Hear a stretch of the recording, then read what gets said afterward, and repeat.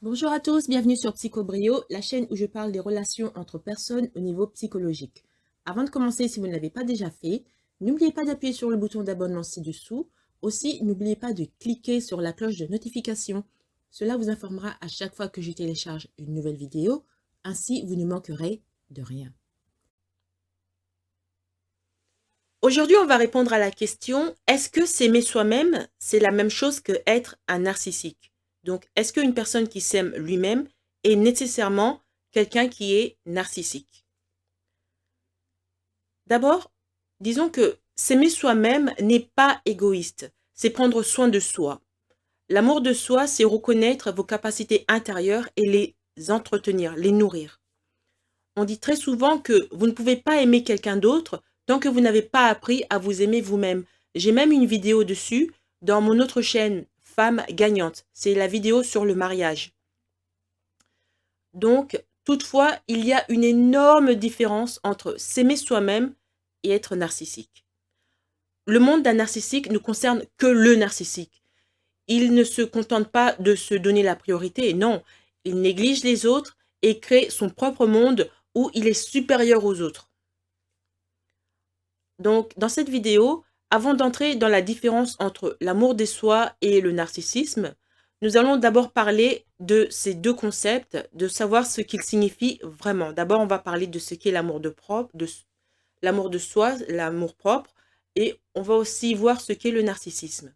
Commençons d'abord par qu'est-ce que l'amour propre ou amour de soi. S'aimer soi-même signifie maintenir une conscience de qui vous êtes et respecter votre valeur en tant qu'être humain.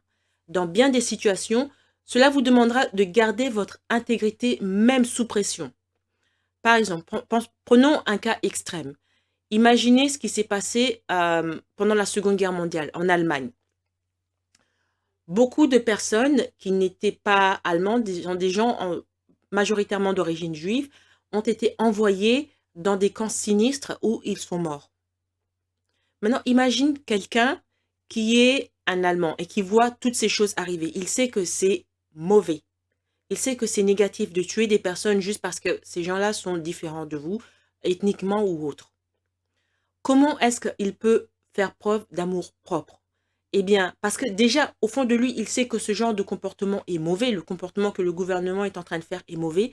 Quelqu'un qui s'aime soi-même ne va pas altérer sa réalité, ne va pas altérer ses valeurs pour plaire à la foule. Quelqu'un qui s'aime soi-même va garder son intégrité. Et il va soit ne pas rejoindre, il va ne pas rejoindre les partis nazis, des choses comme ça. Et en plus de ça, il va essayer de protéger, défendre autant possible les personnes qui sont victimisées par le gouvernement.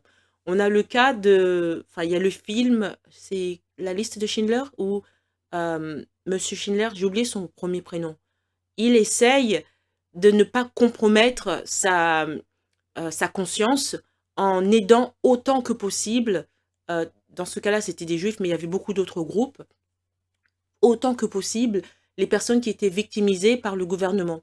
Donc, c'est quelqu'un qui a essayé de garder son intégrité, même sous une pression terrible. Mais il l'a fait d'une manière, en anglais on dit smart, c'est-à-dire il n'est pas monté sur tous les toits et crié non, non, moi je veux sauver tel et tel et tel et tel. Non, il l'a fait en catimini. Parce qu'à l'époque, si vous faites ça, vous aussi vous passez à l'échafaud, quoi. Donc, il l'a fait en catimini et il a aidé des centaines et des centaines de personnes. Aujourd'hui, il y a des enfants qui naissent dans beaucoup de pays différents dans le monde parce que il y a 50, 70 ans, je ne sais plus combien de temps ça fait, enfin, ça fait un bail, parce que Monsieur Schindler a sauvé leurs grands-parents. Voilà. Donc ça, c'est faire preuve d'amour-propre. Qu'est-ce qu'il a fait? Il n'a pas altéré sa version de la réalité. Il n'a pas altéré sa conscience pour plaire aux autres. Non, il s'aimait lui-même. Il s'est dit, je ne vais pas changer et porter les vêtements du mal pour plaire aux autres. Non, je garde sur moi les vêtements du bien. Donc vous me direz que ça, c'est un exemple un peu extrême. C'est pas tous les jours que on habite dans un gouvernement qui essaie de nous faire du mal comme ça. Donc, je vais parler d'un exemple un peu plus local dans quelques minutes. Voyons. On sait que quelqu'un qui a un amour propre, équilibré, ne dépend pas de la validation des autres. c'est quelqu'un qui a établi une forte relation avec soi-même, avec sa conscience et ne vend pas son intégrité pour le plaisir ou la facilité du moment. Et cela, qu'importe la pression qu'il va subir. Donc, j'ai parlé de l'histoire de la Seconde Guerre mondiale. Bon, vous me direz, yeah, mais ça, c'est extrême, hein, c'est extrême. Maintenant, comment est-ce qu'une personne ne va pas vendre son intégrité pour le plaisir du moment?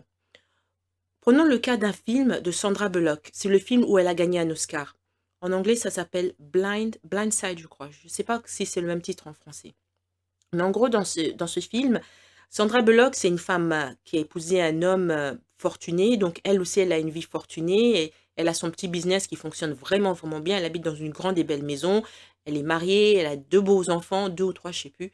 Mais elle a des enfants formidables, etc. Et au fur et à mesure que l'histoire du film se poursuit, elle adopte un jeune garçon noir qui vient d'une famille absolument dysfonctionnelle. Mais ce garçon, il a un don dans le sport. Et on sait qu'en Amérique, si vous êtes doué au sport, quand je dis vraiment extrêmement talentueux, vous pouvez devenir millionnaire. Et donc, elle adopte ce garçon et petit à petit, elle aide ce garçon à développer son don dans le monde du sport. Il y a une scène qui est intéressante. Donc, le garçon va dans une école de riches maintenant parce qu'il est avec ses parents adoptifs, sa famille adoptive. Donc, ils vont dans cette école qui est, entre guillemets, une école de riches. Donc, la scène intéressante où je parle de l'intégrité, c'est une scène où le garçon est à la bibliothèque. Il rentre dans la bibliothèque et il voit tous ces enfants blancs qui commencent à le regarder comme si c'était un extraterrestre. Et parmi tous ces enfants blancs, il voit sa sœur adoptive, enfin, la fille des parents qui l'ont adoptée. Il voit sa sœur adoptive. Et maintenant, donc, sa sœur adoptive est assise avec ses copines à une table. Tout le monde est à la bibliothèque, là. Et les autres enfants, vous sentez l'énergie de cette salle. C'est qu'ils regardent tous ce garçon genre, qu'est-ce que tu fais ici? T'es noir, t'as pas à être ici avec nous. Donc, la sœur adoptive, au début, elle le regarde et elle ressent un peu aussi ce genre d'énergie négative. Le garçon, il veut pas créer de problème, donc il va s'asseoir tout seul dans son coin, il se prend une table tout seul et il ouvre son livre.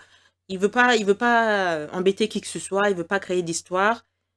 Et maintenant, vous vous dites, ok, c'est bien beau tout ça, mais quel est le rapport avec l'amour de soi? L'amour de soi, c'est savoir qui tu es. Je suis qui je suis et je ne vais pas permettre à quelqu'un d'autre d'altérer ma compréhension du bien et du mal. Donc, si cette fille qui est sa sœur adoptive, donc maintenant c'est la même famille, elles sont adoptées, que vous soyez adopté ou pas, ça n'a pas de différence, vous êtes maintenant de la même famille. Est-ce qu'elle va se comporter comme les autres, ses camarades de classe, ses camarades d'école, qui regardent ce garçon d'une manière négative parce qu'il est noir et qui vient d'un milieu pauvre? Si c'est sa sœur, elle sait ce qu'elle doit faire. Vous savez ce qu'elle fait? Elle prend son livre, elle met dans son sac, elle se lève et elle va s'asseoir à la même table que son frère. Qu'est-ce qu'elle fait? Eh bien, elle est en train de montrer au monde entier, vous n'allez pas altérer ma version de la réalité, ma version de ce qui est bien et de ce qui est mal. Ce qui est bien, c'est quand mon frère est dans la salle, je ne dois pas le traiter comme s'il n'existait pas juste parce qu'il a une couleur différente du mien. Je ne dois pas être l'intimider de manière négative, me joindre aux gens qui ne l'aiment pas.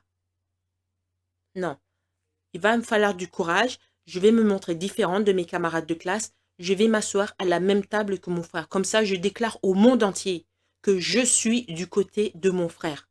Peu importe ce que vous pensez, peu importe ce que vous allez dire, nous sommes une famille et nous sommes unis. Je n'ai pas honte de qui est mon frère. Donc, c'est comme ça que cette jeune fille, dans le film, elle a quel âge? Elle a peut-être 14 ans, hein, elle est très jeune, a fait preuve d'intégrité. C'est comme ça qu'elle a démontré son amour propre. Son amour propre, elle ne permet à personne de venir le chambouler. Voilà. C'est ça, l'amour propre. C'est vraiment la force de caractère. Être qui je suis et ne pas permettre aux gens de venir me traumatiser, de venir changer ma réalité. Parce que si elle avait permis à ses camarades de classe, parce que ses camarades de classe ont déjà accueilli l'entrée du garçon d'une manière négative. Si elle avait permis à ses camarades de classe de chambouler sa version du bien et du mal, eh ben, elle aurait caché son visage dans le livre et elle aurait fait comme si elle n'avait pas remarqué que son frère était rentré dans la pièce. Mais non, elle n'a pas fait ça. Elle s'est levée, droite et fière, et elle a changé de table. Elle est partie s'asseoir en face de son frère, ou à côté de lui, je ne me rappelle plus, et elle a montré au monde entier, This is my brother. That you like it or not, suck it up. Voilà. Donc, en gros, l'amour-propre, c'est vous vous aimez assez pour ne pas laisser la dysfonction des autres affecter votre sens du bien et du mal. Je vais prendre un autre exemple. Vous vous rappelez le film Rasta Rocket? Dans Rasta Rocket, c'est un groupe de jeunes Jamaïcains qui décident de faire du bobsleigh. Le bobsleigh, c'est un sport de neige, c'est un sport hivernal, donc il n'y a pas de neige en Jamaïque, il n'y a pas de neige, donc quand ils arrivent aux Jeux Olympiques, ce groupe de jeunes, ils arrivent aux Jeux Olympiques, tout le monde se moque d'eux, genre qu'est-ce que vous faites là, vous allez perdre, vous êtes nuls, etc. Eh bien, eux, chacun de ces jeunes gens avait sa propre raison pour être là. Et ils n'ont pas laissé les autres, la négativité des autres, des équipes canadiennes, suédoises, suisses, etc. Ils n'ont pas permis à la négativité des autres de les stopper. Même s'ils n'ont pas gagné, le but ce n'était pas de gagner, le but c'était d'être là jusqu'au bout. Même s'ils n'ont pas gagné, ils ont été là jusqu'au bout. Et ils ont gardé leur dignité jusqu'au bout. Et c'est ça que, même s'ils ont perdu, les autres, à la fin, ils ont dû reconnaître que ce qu'ils avaient fait était extraordinaire et ils les ont applaudis. Et ils les ont félicités et ils sont devenus amis à la fin. Enfin, il faut voir le film, c'est un très très beau film. C'est à l'époque où Disney faisait des beaux films. Maintenant, bon, c'est une autre histoire. Donc, l'histoire du film avec Sandra Bullock et l'histoire du film de Rasta Rocket montrent ce qu'est l'amour-propre. L'amour-propre, c'est vous vous aimez assez pour ne pas permettre aux autres d'altérer, de vous affecter de manière négative. Voilà. Maintenant, le narcissisme, parce que j'ai dit qu'il y a deux concepts. Il y a l'amour-propre et il y a le narcissisme. J'ai des tas de vidéos sur le narcissisme, donc je vais aller assez brièvement dessus. On sait que le narcissisme, eh bien, c'est un tout autre concept. C'est aussi considéré comme étant un trouble de la personnalité. Enfin, quand vous poussez ça jusqu'au bout, ça devient un trouble de la personnalité. En d'autres termes, le narcissisme, c'est une personne narcissique s'aime elle-même et seulement elle-même. Ceux qui souffrent de troubles de la personnalité narcissique ont besoin d'être constamment rassurés par les autres car ils doivent être les meilleurs et ils doivent toujours être au top et ils doivent contrôler tout le monde. Il y a différents types de narcissisme, j'ai des vidéos dessus, il y a le narcissisme grandiose, vulnérable, antagonistique, etc. etc. Donc c'est ça le narcissisme. C'est quelqu'un qui veut toujours être au top et qui va utiliser toutes sortes de shenanigans, de schemes, de paramétrage pour être au top. Maintenant, vous vous demandez quelle est la différence entre l'amour-propre et le narcissisme. Parce que l'amour-propre, c'est quelqu'un qui s'aime. Le narcissisme, c'est aussi quelqu'un qui s'aime, d'une certaine manière. Eh bien, l'amour de soi, ou ce qu'on appelle aussi amour-propre, c'est l'acte sans excuse de vous mettre en premier et d'être fier et confiant dans vos réalisations. C'est une mentalité saine, contrairement au narcissisme.